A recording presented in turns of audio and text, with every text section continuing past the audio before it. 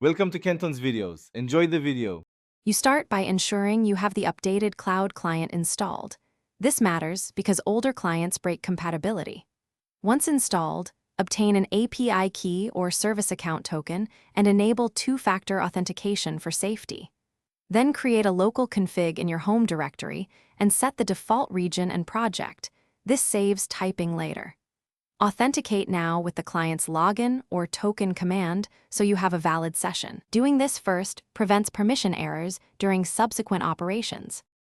Once authenticated, begin by listing and describing resources.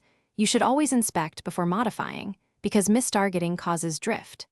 Next, run uploads and downloads with the sync command and use the concurrency flag when moving big files to improve throughput. If you need different credentials or accounts, switch profiles or set cloud profile and cloud region environment variables.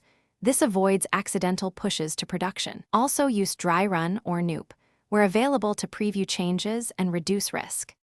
To finish, verify your work with status commands and audit logs so you can confirm checksums and timestamps match expectations.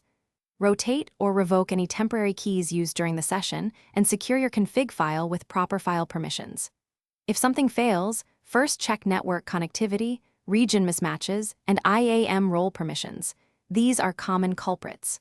Also confirm the client version. If it's out of date, upgrade. One key tip: reproduce the failure with verbose logging to isolate the root cause quickly. Thanks for watching. Consider subscribing if we helped you.